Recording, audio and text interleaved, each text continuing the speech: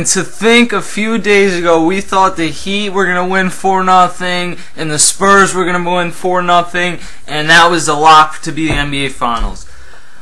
Fast forward a few days to Monday now, and things look a little bit different as both series are now tied at 2 after the Boston Celtics defeated the Miami Heat 93-91. There's a lot to talk about overall in this game. Rondo's quote at halftime. He said at halftime in an interview, and he didn't say this to, I don't think he said this to get a lot of buzz. I think he just said this because this is really honestly what he believes, and I think it's what most people think. He said they're complaining and crying to the referees in transition. And, I mean, that's exactly what they're doing. You see Dwayne Wade, LeBron James, you see Kobe Bryant, you see stars all around the NBA. The Celtics are one of the few teams who doesn't do it as much. But you see a bunch of these teams throughout the NBA where the stars are going to do that because if they complain after not getting a call, you know the next time that they're going to get that call. And I'm not necessarily saying that I blame players who do that, but at some point it's just like, okay, play the game and move on to the next play. You can be mad at a certain amount of calls, but there's only so many calls that the refs are going to have go your way. Sometimes they're going to play through a little bit of contact, and that's just how it's going to work. And I think that this offseason, the NBA really needs to fix a lot with their refereeing. They need to fix calling flops, and I'll get to that in a second. And they need to fix just allowing these players to kind of control the game. There's been so many fouls, A, that have been missed that have gone against Boston, and B, like Dwayne Wade kicking Rondo in the head, basically, and then, or hitting him, kicking him, it was one of the two. And then we've also seen so many plays go against Boston that just weren't fouls. Now, one thing that I do want to stress is that there have been plays that have gone against Miami that probably should have been called too. So it's not like it's just Miami. And it's not like it's just LeBron James getting a lot of free throws. We saw this happen to Kobe Bryant in the Lakers and Thunder series. So stars all around the NBA are getting the calls. That's something that David Stern and the NBA need to fix, and something that I really doubt they will fix when it comes down to it.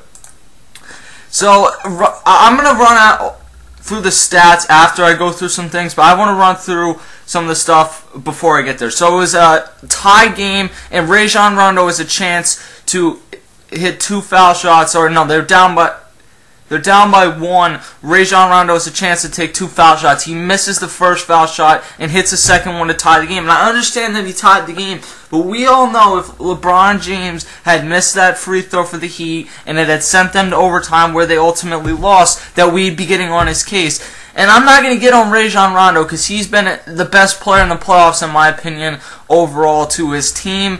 Maybe he hasn't been better statistically than LeBron James, but I think he's meant more to his team throughout the playoffs. And I'm not going to get on him. I'm just using this as an example that maybe sometimes we overanalyze things a little bit.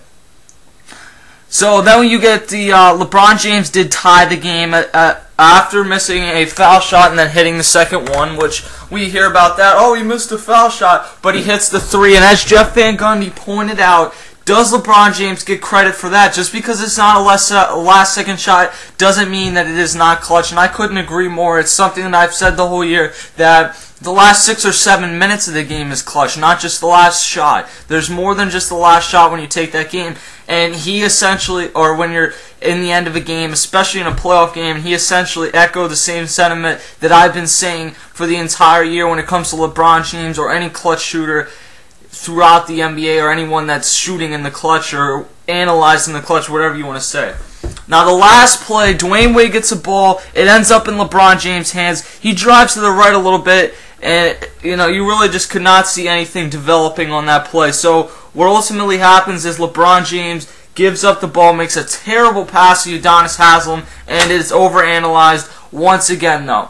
Because if you watch this play, you realize that this is one of the most poorly designed plays I've seen Erik Spoelstra do, and that's just not Erik Spoelstra's niche. He's not good at drawing up plays, and he did a terrible job at doing that play there. I mean, I remember the Knicks game, I think it was, where Dwayne Wade drove through the lane, lost the ball, and ended up having to take that 3 from the outside. That was a horrible play call, and then this one was pretty bad because LeBron just had nothing to do, made a terrible pass. Now, someone hit me up on Twitter and said, I understand that he made, or that it was a terrible play call, but why not just throw it up? You have a at least a chance of it going in? I can't answer that question, because to me it would have made sense to just throw it up and see what happens. Ultimately, he decided not to do that for whatever reason, and it is what it is. But to continue overanalyzing it, it was a bad play. The shot didn't go in. Whatever. So in overtime, almost immediately, Paul Pierce fouls out. Paul Pierce's foul, I gotta say, that should have been a no call. I mean, that really was just him and Battier getting tangled up. And we know that the Miami Heat is a team flop, and LeBron James, Shane Battier, and Dwayne Wade are probably 1, 2, and 3 in flopping on that team. In no particular order, they all flop a lot. And I mean, that's not taking away. They've all had really great careers, especially LeBron and Wade. But Battier's had a really good career as well. And I'm not taking away from them, but they do flop, and I think that that's a play where you're in transition throughout the game, and you just let it go. The same thing should have gone with the Kevin Garnett foul on LeBron James late in the fourth quarter. That should have just been a non-call. They got tangled up. I mean, I understand why they make the call. I'm not going to argue that it wasn't a foul, but at that point in the game, I think it's something that you just kind of let go, and they didn't do that. LeBron James then is jockeying for position down low and kind of realizes that throughout the playoffs he's had the refs on his side. I don't think that that's any secret. That's how it's going to go for whoever the big stars are. And LeBron James is backing somebody down. I think it was Michael Petrus. He's backing him down in the post, and essentially he just sits on him and knocks him down. It should have been called, and it was. LeBron James fouls out. Now, you can believe that if this is in Miami, he's probably had about 3 fouls when this happens. But there is no way that you could not call that foul. That was 110% an offensive foul on LeBron James, and it had to be called, because if you don't call that, then the NBA world just explodes. You look at Joey Crawford being the ref, at some of the history he has, and you really begin to wonder, is the NBA doing something here, or at least trying to assist the Miami Heat? To let a play like that go, you'd have the media all up in arms. You had to make that call to maintain control of that series, especially since it was in Boston. If it's in Miami, maybe it goes, and if it's not to foul out, maybe it goes a little bit more unnoticed. But considering it was to foul out, you had to make the call and have LeBron James foul out. Jeff Van Gundy said something about having 7 fouls just because he doesn't enjoy seeing players foul out. I don't think that 7 fouls is the way to go, because everyone knows that at every other level it's 5 fouls and they go to 6 here. But maybe in overtime you go back to 0 and you get 2 or 3 fouls instead of sticking at the number you're at. I don't like that when you go into overtime if you have 4 or 5 fouls. I can't stand seeing some of the better players foul. I would like to see Paul Pierce and LeBron James in this game. Now, I think the Celtics win it either way, but I would have liked to see them in this game. Now, once LeBron James goes out, the Heat just had no answer in the post. And this is why I'm not 100% sure the Celtics would have won if LeBron James stayed in, because I'm not talking about offensively in the post, although that was open too, but defensively, Joel Anthony and Udonis Haslem were just getting beat up down there at the end of the game. Michael Petrus was getting rebound after rebound after rebound. That's ultimately what propels the Celtics to winning this game. That Dwayne Wade gets an open shot at the end of this game, and he misses it. So let me go over this play. He fakes up, tries to get a foul. You know, the Dwayne Wade pushing, flop, foul, shot thing that he does quite a bit and gets it called, so I don't blame him for doing it. So he goes up for that, and it doesn't get open. But then somehow he gets open, gets an open look, and misses a shot. You know what? I think that a lot of people that I know, if you guys think about it, I will defend LeBron James in a lot of situations. So I bet the expectation would be that I'm going to come hard at Dwayne Wade. But that's not how it's going to be, because I'm going to come down at my realistic opinion about this is one shot. Dwayne Wade gets a chance to take this one shot, and it just doesn't go in. Okay, that happens sometimes. You're not going to make every open shot over the course of an NBA game. Sometimes in the clutch, you're going to miss a shot. I don't think it has anything to do with the clutch. The shot was a good shot. I thought it was going in, and it didn't go in. That's how it works sometimes. So everyone overanalyzing it, say the LeBron fans saying, oh, wow, look, now Wade's unclutch. It's LeBron's team. And the Wade fans say, oh, well, he fouled out because he didn't want to even be in the game in the overtime. That's the stupidest thing I've ever heard.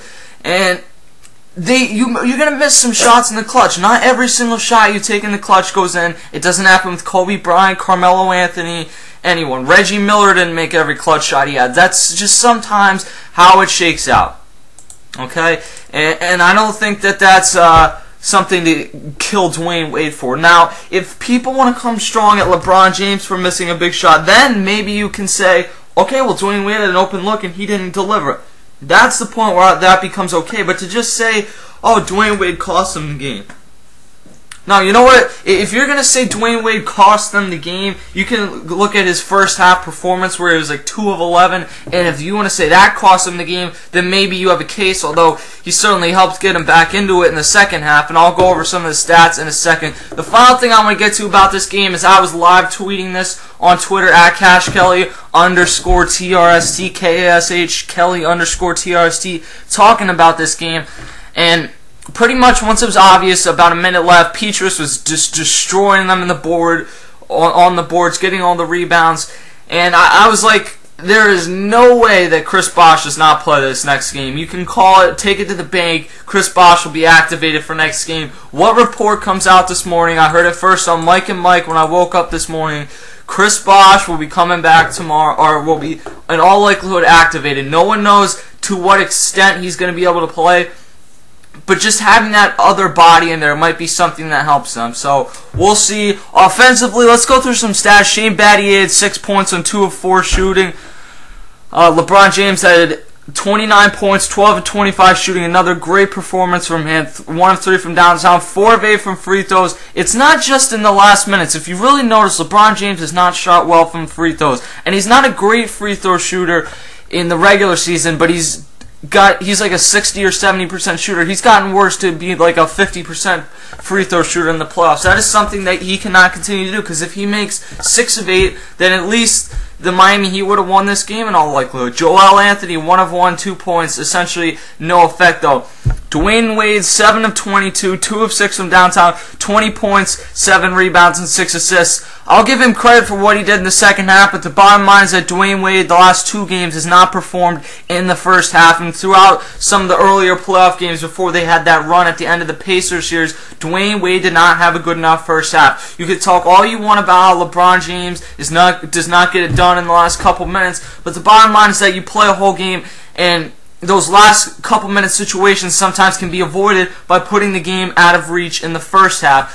And that's why when people say that that the fourth quarter, that's when it matters. No, the whole game matters, actually. So that's what I think. Mario Chalmers, 12 points, 5 of 13. Off the bench, Mike Miller struggled in this game. 1 of 4, 0 of 2 from downtown. 2 points. Didn't get a lot of minutes, and if he's not on, he really shouldn't get a lot of minutes. James Jones, 1 of 3, 1 of 2 from downtown. 3 points. Udonis Haslem did have a nice overall game. 17 rebounds, 12 points, 2 assists just overall at the end of that game. And they continued to pass the ball to Udonis Haslem offensively. He could not generate anything besides that dunk in overtime. And, I mean, I don't blame him. It's Udonis Haslem. Mario Chalmers, Dwayne Wade are on the court. Even without LeBron James, Udonis Haslem should not be the one taking that shot. Norris Cole had 5 points as well. For the Boston side, Paul Pierce had 23 points, 8 of 18 shooting, 2 of 6 from downtown. I mean, he hasn't been great, but he's certainly been better these last few games. Paul Pierce, I criticized him earlier on in the playoffs for, even earlier on in this series, for not playing up to his capability, but I think the Heat are allowing him to take too many shots, because when he's able to shoot at a 46 or 47% clip, the Celtics are winning these games, and that's what he did last night. Brandon Bass was 3 of 8 for 11 points. KG, 8 of 20 with 17 points. Ray Allen, 16 points. 6 of 16 shooting, 4 of 11 from downtown. So, I mean, you can look at those 16 points, but the bottom line is he's missing 7 3-pointers and 10 field goals. Yeah, Rajon Rondo is not right, or Ray Allen's not right. Rajon Rondo, on the other hand, is right. 7 of 14 shooting. This is a guy that is really not a good shooter. So he's shooting 50%. 50 points, 15 assists, 15 points, 15 assists, and 5 rebounds. I mean, and that's a lower game for him. He normally, rebounding-wise, is going to get you 10 or 11 rebounds.